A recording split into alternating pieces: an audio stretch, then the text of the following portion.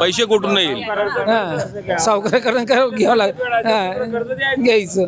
मागील कर्ज द्यायचं, नवीन कर्ज घ्यायचं आणि त्याच्यातच हळूहळू मित्रांनो, आता कळलं मी या माझ्या सेगमेंटला नाव कर्ज किसान और कफन का दिलं.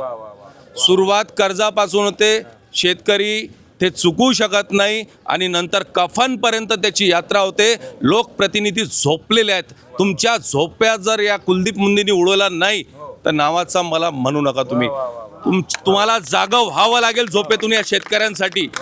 तुम्हाला मरणं, कोणाचे लग्न समारंभामध्ये जायला वेळ असतो आणि तुम्हाला शेतकऱ्यांच्या वेदना समजायला, सामाजिक प्रश्न समजायला वेळ नसतो. तुमचे राजकारण टाका तुमच्या खिच्यात आणि आता तुम्हाला दिसेल की ह्याच शेतकऱ्यांनी, ज्या लोकांनी तुम्हाला निवडून दिलंय ना, ते कुठलाही असो, मग महाराष्ट्रातला असो, मध्य प्रदेशातला असो की आणखी कोणत्या राज्यातला असो, देशातला, तो शेतकरी तुम्हाला या खुर्चीहून खाली सुद्धा उतरेल.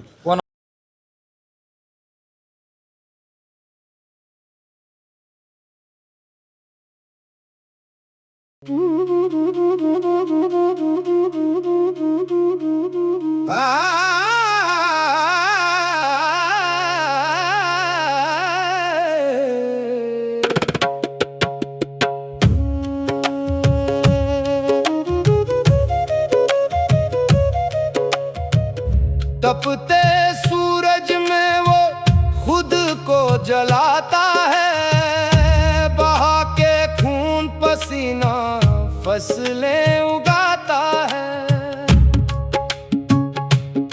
जिसके दम से ही सजती है थाली सबकी, आज वही आंखों में आंसू लिए सो जाता है.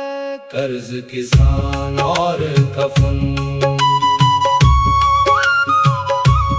कर्ज किसान और कफन.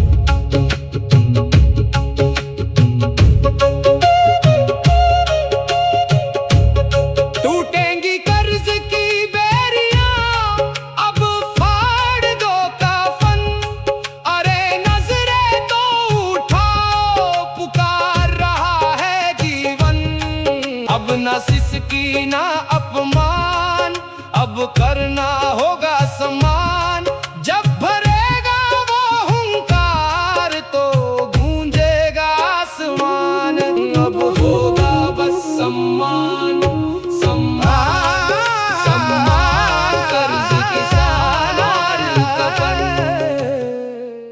स्पीड न्यूजच्या सगळ्या दर्शकांचं मी स्वागत करतो.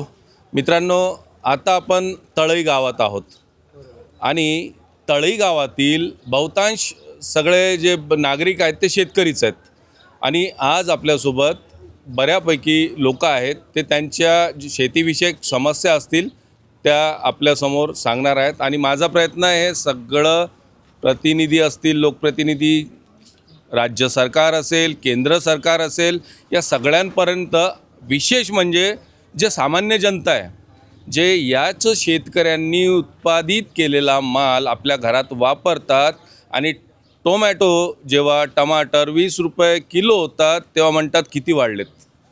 एक 20 रुपयाची बॉटल पिणारे त्या सगळ्या सामान्य जनतेला सुद्धा समजून घेतलं पाहिजे शेतकऱ्यांची स्थिती किती बिकट आहे.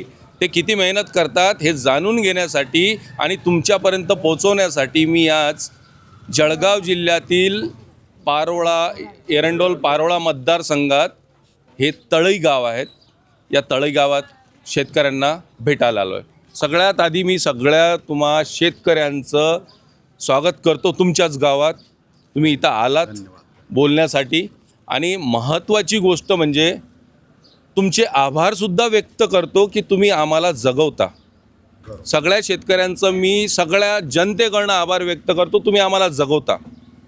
तर मित्रांनो, शेतकऱ्यांना काय काय समस्या आहेत हे आपण सगळ्यात आधी जाणून घेऊया मुळापासून.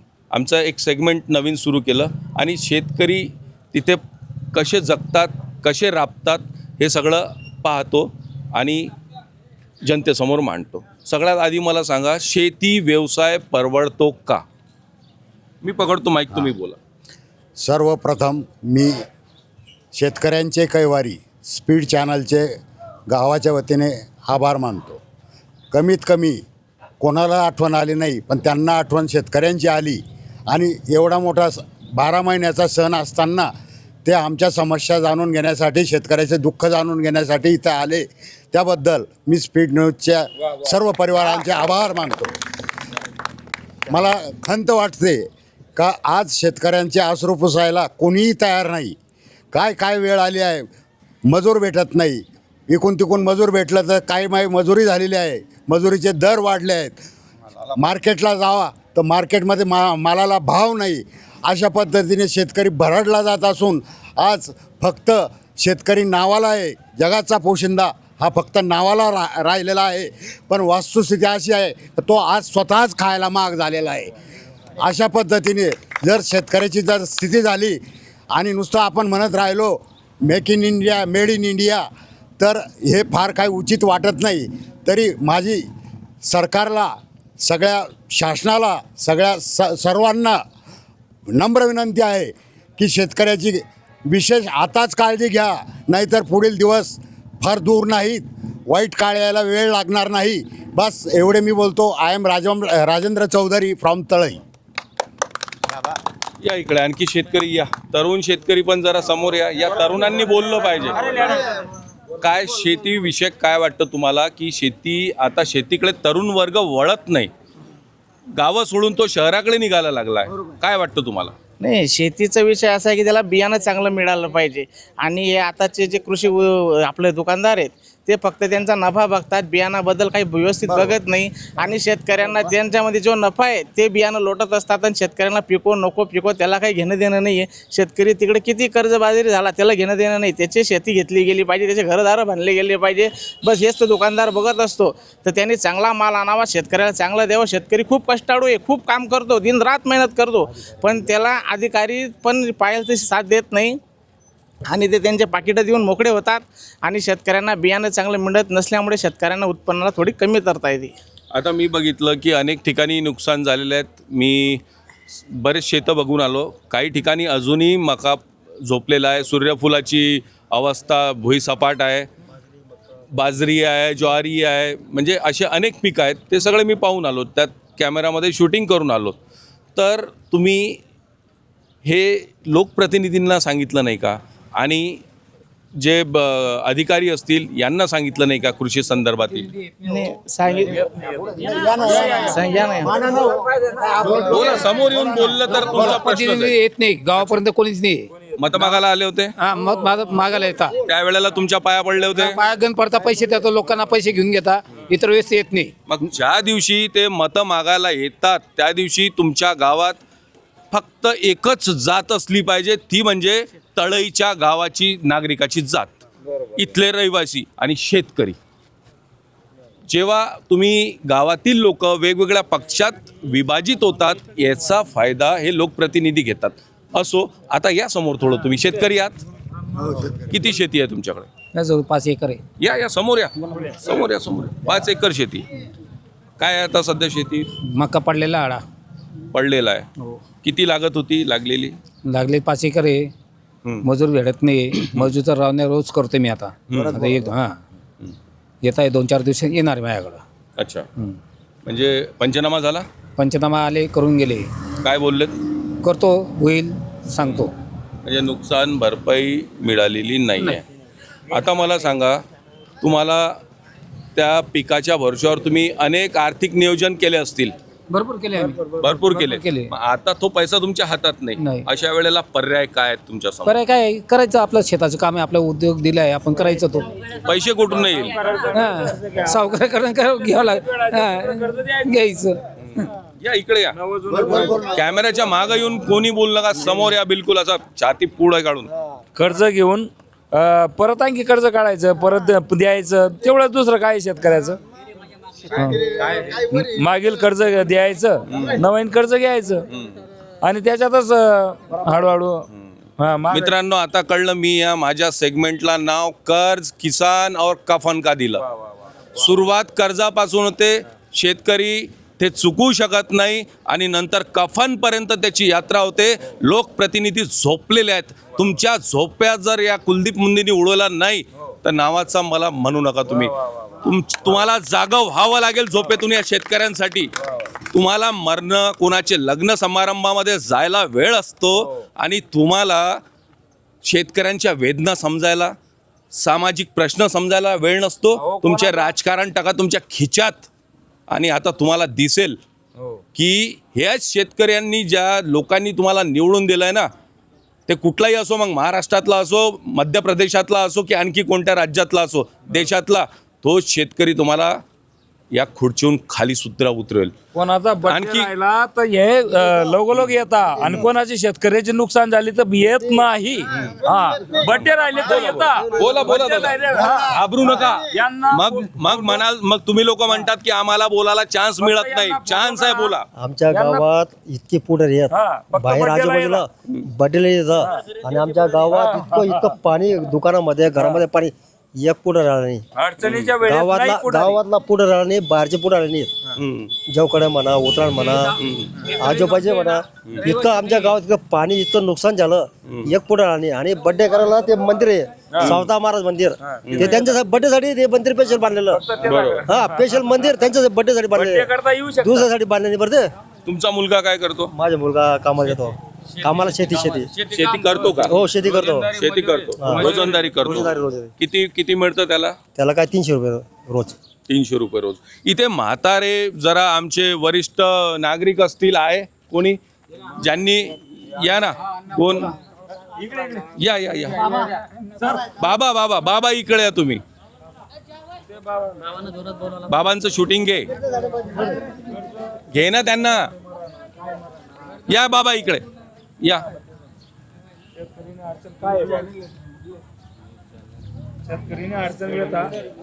बाबा तुमचं वय सांगा आधी.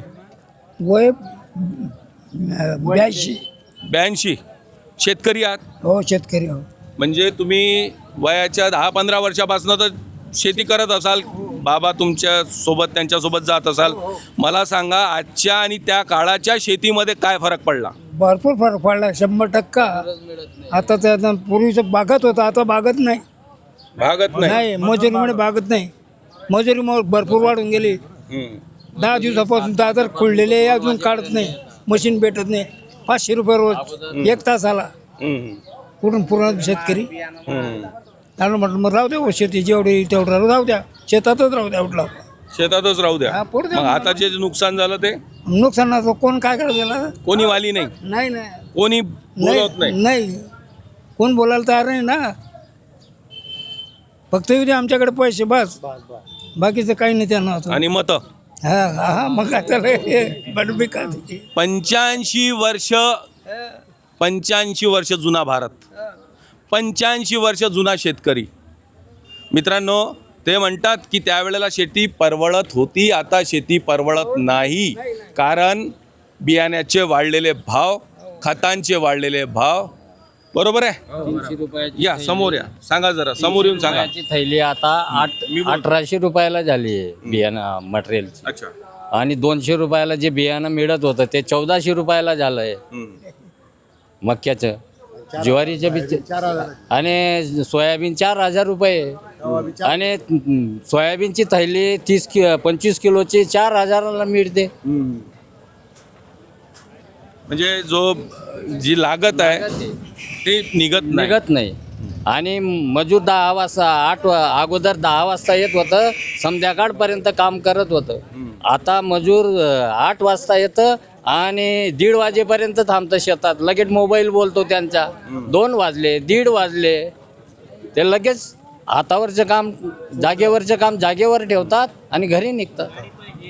अजून परत शेतामध्ये जायला गाडी पाहिजे, आणायला गाडी पाहिजे, aquaचं पाणी मागतात. काय परवडणार आहे सांगा तुम्ही? तर बोला. ये मित्रा, तुझं वय सांगा ती. माझं नाव 18 आहे. वय 18. कधी जातो बाबांसोबत शेतात? हो, चंद्रदीप मनोज पाटील नाव. किती शेत आहे तुझ्याकडे? आमच्याकडे 20 बिघा आहे. हे आपलं अच्छा, 20 बिघा. हो. 20 बिघा शेतामध्ये आता काय पेरलेलं आहे? निंबू लावलेत सध्या. लिंबू लावलेले आहे. तर मक्का पण लावलाय. हरभरा पण. आता या वादळात काय काही नुकसान झालं का? मक्काचं नुकसान झालंय. मकाचं मक्काचं नुकसान काही झालं. पडून गेलाय खाली. काय शेतकरी सरकार काय करतंय भारतचं? काय मला एक सांग, तू कितव्या आता 12th वगैरे असेल तू, हो 12वीला आहे. बरोबर आहे. पुढे काय करायचं ठरवलं तू? आपल्याला शेतीच करायची. शेतीच करायची आहे. वा, खूप दिवसानंतर मला शिकलेला तरुण पोरगा शेतीत जातो असं बोलताना दिसलं. पण काय रे, शेतीचं तर फार नुकसान होतं आहे सध्या. सरकारने काहीतरी प्रोत्साहन करायला पाहिजे. इतके प्रोत्साहन द्यायला शेतकरी पाहिजे. फाशी लावतायत. काय काय फाशी बोलायचं? घेतात आहे. तुला काय वाटतं, काय काय करायला पाहिजे सरकारने? सरकारने आपल्याला सबसिडी द्यायला पाहिजे. शेतकऱ्यांसाठी पुढे भविष्य बघायला पाहिजे. खूपच शेतकरी फाशी घेतात. काहीतरी सरकारने करायला पाहिजे त्यासाठी. करायला पाहिजे. मला एक म्हणायचं होतं, जर कधी शेतकरीने काही आपलं पीक केलं नाही त्याचं कुठं सरकार खाणार आहे एवढं? बरोबर आहे. शेतकऱ्याने पीक केलं ते काय खातील? बरोबर आहे. करोनात दिसलं ते. तर मित्रांनो, युवा आहे तो आणि सगळ्यात महत्त्वाचं म्हणजे शेती करतो असा बोलला. आश्चर्य पण चांगली गोष्ट आहे. म्हणजे जिवंत आहे, अजून काही आशा आहेत अशा मुलांच्या माध्यमातून. तर आपण तळई गावात आलेलो आहे. आणखी बरेच ठिकाणी आपल्याला जायचं आहे. आज तळई गावातील ही यात्रा आपण इथे थांबवूया आणि पुढे निघूया. परत एकदा सगळ्या तुम्हा गावकऱ्यांचं मी आभार व्यक्त करतो आणि शेतकऱ्यांचा सन्मान करतो शब्दरूपी. आपण परत भेटणार आहोत. कर्ज किसान और कफन, कर्ज किसान और कफन. तर 1 महिन्याआधी इथे एक वादळ आलं आणि या वादळामध्ये मी जे आपल्याला हे चित्र आपण पाहत आहे की एकीकडे मका झोपलेला आहे, दुसरीकडे ज्वारी झोपलेली आहे. सगळं पीक नेस्तानाबूत केलेलं आहे आणि याच संदर्भात आपण त्यांच्याशी चर्चा करणार आहोत. माझ्यासोबत इथे त्यांच्या शेतात उपस्थित आहेत राजेंद्र चौधरी आणि विजय चौधरी. त्यांचा मुलगा आहे सौरभ चौधरी. तो यमार आहे, परंतु शेतकरी त्यातला अजून जिवंत आहे. शेतात येतो, शेती पण करतो. तर मित्रांनो, काय झालं नेमकं हे आपण सगळ्यात आधी, यांना राजू अण्णा असं म्हणतात. राजू अण्णा, सगळ्यात आधी काय झालं मला सांगा. वादळ आल्यामुळे शेतकऱ्यांना एकदम जवळजवळ इतके जोरात वादळ होतं की ज्वारी मक्का झोपून गेलं, सूर्यफूल याचं नुकसान झालं, संपूर्ण जमीनदोस्त झालं. आता मला सांगा, किती लागत लागली होती याला तुमची? याला खर्च भरपूर झालेला आहे. तर नुकसान हे भरून निघण्यासारखं नाही. भरपूर खर्च केलेला आहे. जमीनदोस्त झाल्यामुळे पिकं काढणेसुद्धा अवघड झालेलं आहे. तर तुम्हाला आकड्यात किंवा अंकात सांगता येईल का, किती एकरमध्ये तुमचा मक्का होता आणि सूर्यफूल होतं? मक्का 5 एकरमध्ये मक्का आहे आणि ज्वारी जवळजवळ 5 एकरमध्ये ज्वारी आहे आणि सूर्यफूल 2 एकरमध्ये सूर्यफूल होतं आणि मक्का बाजूचा मक्का जवळ 2 हेक्टर 88,000 मक्का आहे. एवढं नुकसान झालेलं आहे. मग प्रशासनाने काय कारवाई केली याच्यावर? त्यांच्याकडे तुमच्याकडे आले का? पंचनामा झालेत का? पंचनामा केला. झाला पंचनामा? हां, कारवाई पण अजून त्याचं काहीच हे नुसतं नोंदून घेऊन गेले, नाव लिहून घेऊन गेले. माझ्यासोबत यांचेच बंधू आहे, यांचं वेगळं शेत आहे. तर त्यांना विचारूया. तुमच्या पण शेतात नुकसान झालं? मक्याचं नुकसान झालं आहे भरपूर. 2 हेक्टर 88,000 तर मग पंचनामा झाला? पंचनामा केलेला नाही, त्यांनी नुसतं कच्चं लिहून घेतलं आहे. अच्छा, काय कारण काय सांगतात? ते काही सांगितलं नाही त्यांनी. तसं आम्हाला काही आदेश आलेले नाही बुवा तसे. आम्ही बघू बुवा, ते त्यांच्या आदेश येतील तेव्हा आम्ही कागदपत्र जोडू, मग पंचनामा करू. आता तुम्ही अंक किंवा आकड्यांमध्ये सांगू शकता का हे नुकसान किती आहे? नुकसान 1 लाखाचं आहे मक्याचं. हो. किती आता म्हणजे लागवडीपासून मला सांगा किती खर्च आला तुम्हाला? लागवडीपासून नुसता खर्च 1 लाखाचा लागलेला आहे आणि मग उत्पन्न काहीच येणार नाही त्याचं. आता सर्व आडवा पडून गेलेला आहे. उत्पन्न येणार नाही. तुम्हाला काय अपेक्षा आहे? तुम्हाला वाटतं का याचं नुकसान भरपाई मिळेल म्हणून? काही सांगता येत नाही सर. शासनाने काय निर्णय घेतला काय नाही. राजूंना, हे जे नुकसान झालेलं आहे या संदर्भात तुम्ही इथले स्थानिक लोकप्रतिनिधी असतील किंवा जे तुमचे जनप्रतिनिधी तुमच्या परिचित असतील, आमदार असतील, खासदार असतील, यांच्याकडे कधी गेले नाही का तुम्ही या संदर्भात? नाही, याचे सर्व तालुक्यामध्येच नुकसान आहे ना, त्याच्यामुळे सर्व कोण जाणार त्यांच्याकडे. इथे तलाठी आले, फक्त नाव लिहून गेले. त्यांनी असं काही सांगितलं नाही की बुवा नुकसान हे करू का ते करू, पंचनामा लिहून नुकसान नावं आले, बांधावरती आले, नाव लिहून कोणत्या चालू. लोकप्रतिनिधीची एक साधी व्हिजिट, एक भेट म्हणून नुकसान भरपाई तर नंतरच्या गोष्टी, एक साधी भेट दिली का कोणी? नाही. मग निवडून कशाला देता या लोकांना तुम्ही? याच गोष्टीसाठी निवडून देता ना.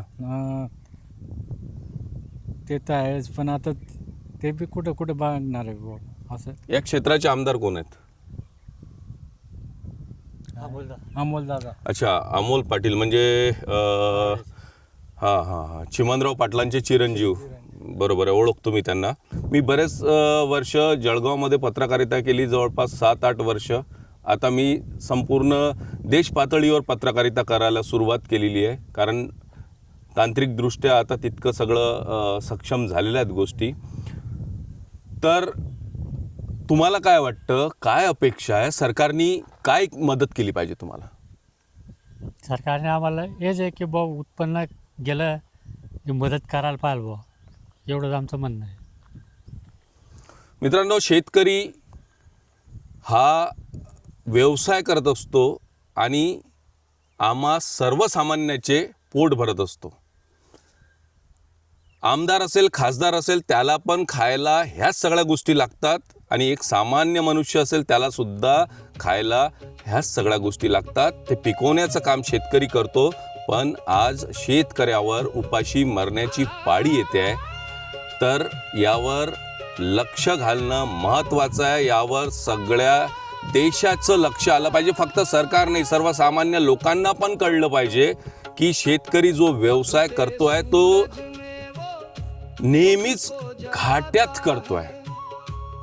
त्याला त्या लागत जी असते त्याचे पैसे सुद्धा त्याच्यातनं त्याला निघत नाही, ते वसूल होत नाही. आणि अशा जेव्हा नैसर्गिक आपत्ती येतात त्यावेळेला मात्र तो हतबल होतो आणि मग आत्महत्येकडे जातो.